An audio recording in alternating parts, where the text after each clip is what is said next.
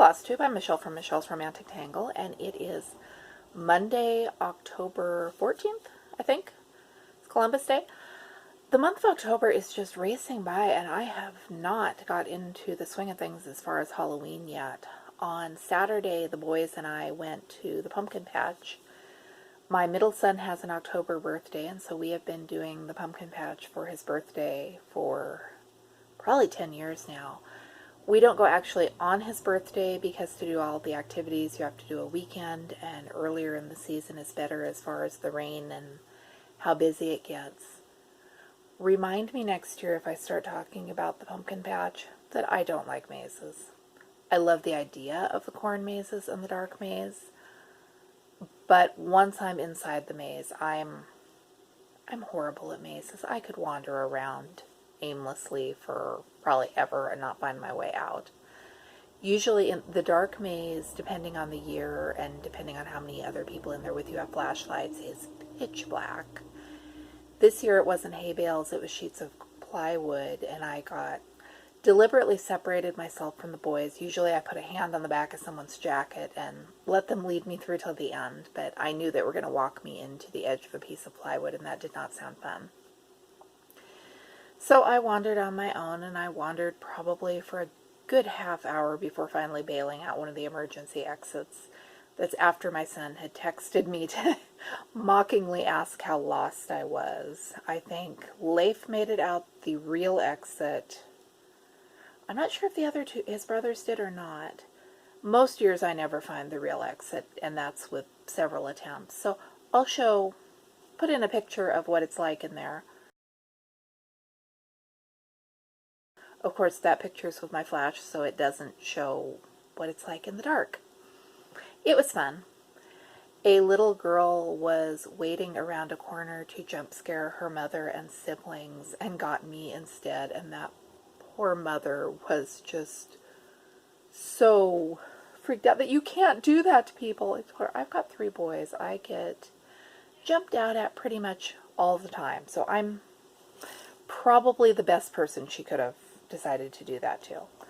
I have been stitching a lot. If you'll remember, I told you I didn't get any. September was horrible for stitching.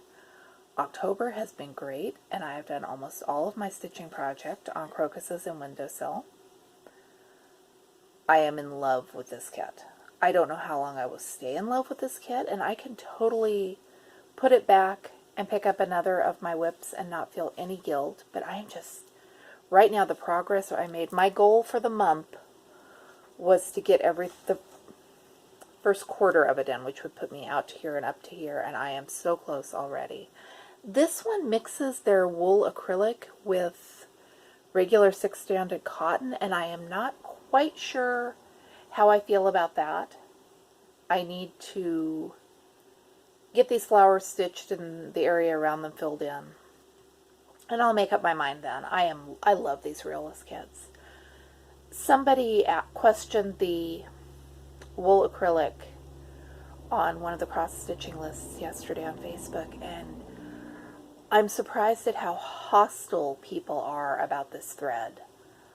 I was apprehensive at first, but now that I have been stitching with it, and I think I finished a couple of realist kits, or come close to finishing a couple of realist kits, and I love it.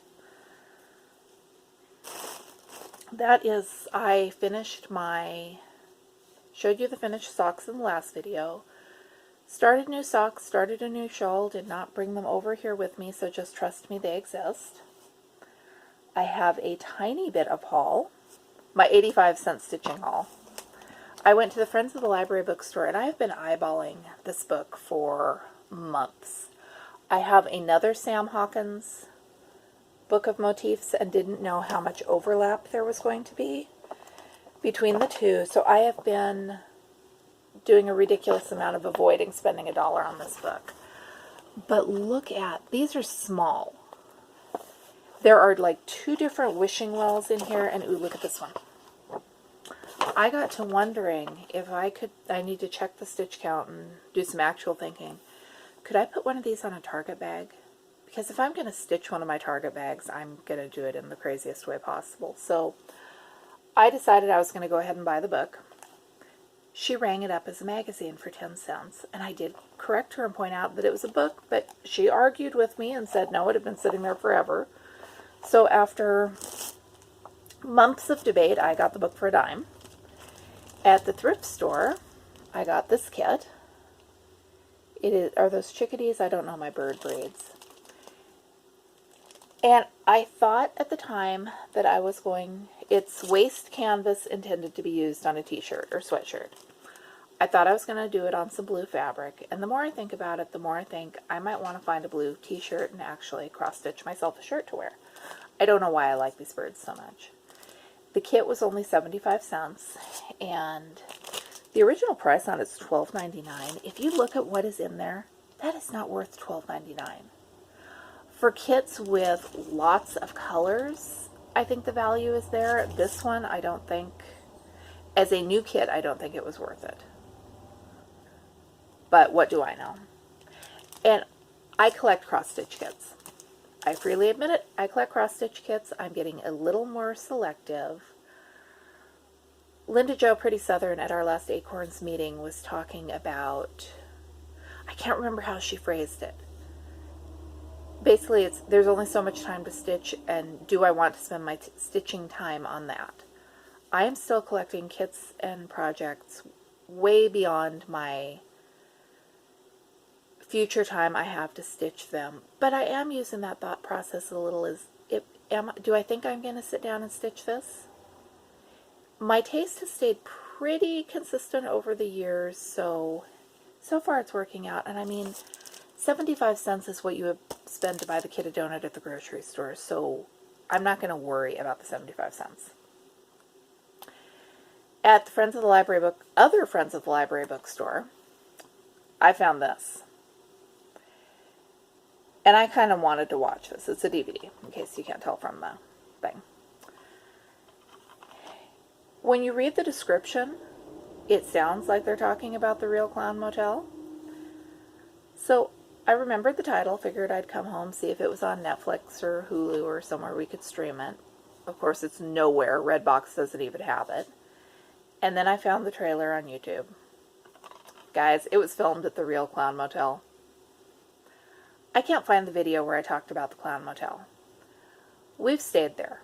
We've stayed there probably a good half a dozen times, all before the internet started talking about how scary the Clown Motel is and how you need nerves of steel to spend the night there. And I've stayed in some motels that have really scared me. I have stayed in motels where I have laid awake all night waiting for the zombies to come up through the floor. The Clown Motel is not scary. And I can't find the video where I talk about it, but when I first came up to Acorns and Threads, Christine at Stitch All the Things has filmed something outside the Clown Motel and talked about what kind of people might stay there. It's us. I walked into Acorns and Threads and she was talking about, I believe it was what kind of lunatics would stay at the Clown Motel. Once again, that's us, and the boys and I are going to watch this tonight. I am so glad that the library bookstore still had it. I do not expect it to be a good movie because, you know, the art on the box is always the best part of the movie. But we're curious. We're going to watch it. We're also going to watch the Banana Splits movie. I have that on the DVR, and I will put a link to the trailer so you can see why I don't expect this to be a good movie. This is what we do. I may actually have to put down my stitching and watch the screen because it's fun to watch movies that have been filmed in places you've been to.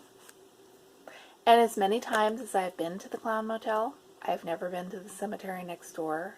When we saw the Ghost Adventures thing, I had to Google Earth it to accept that there was a cemetery next door, because as many times as we have stayed there, we never noticed the cemetery.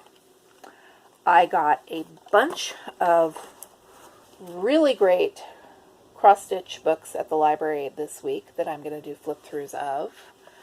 Stitchcraft is amazing, and the cross-stitch garden is so much better than that cover makes it look. And mini hoop embroidery, so hopefully I'm going to film those later this afternoon, and then I'll put them out over YouTube over the next couple of weeks. Let me know. It seems like a bad idea to film a bunch of flip-throughs and then post them all on the same day. It seems like that would be annoying to you. Or to do a bunch of thrift shop Thrift With Me's in a row. Let me know if you guys even care. Assuming that you watch them, let me know if you care to have things. I try to keep variety so that I'm not posting a bunch of the whole thing all at once. I think that is it. My camera battery held. My voice held. My husband is so sick right now. And my 3 boys are coming down with it, and I am coming down with it, so I wanted to get this video done before I started coughing. Wish us luck. I'm living in the house of the man colds. I thought that we were good enough to go to the pumpkin patch, and we were, but boy, it hit me on the way home. Just I'm tired. I'm taking zinc, taking cold medicine, hoping for the best. I will be back with you again soon. I've got some thrifting videos already scheduled, and like I said, I'm going to do some of these flip-throughs this afternoon, so hopefully I will have content while I am sick until I feel better, or fingers crossed that the zinc works and I don't get it as bad as my husband has got it. He's slogging through this working 12-hour shifts, and oh, I feel bad for him. He doesn't get the man cold, woe is me, stay in bed. He and his sons, they all kind of plow through it and keep going. Quinn will not admit he is sick no matter how bad he is. I am Michelle with Michelle's Romantic Tangle. Thank you so much for watching. I still am hoping to squeeze in more Halloween stuff before Halloween gets here. And I will be back with you soon with more videos. I've got another trip to the Goodwill bins that I think is going to be up next, and a fabulous book of dark stitching I want to show you. So I will see you soon.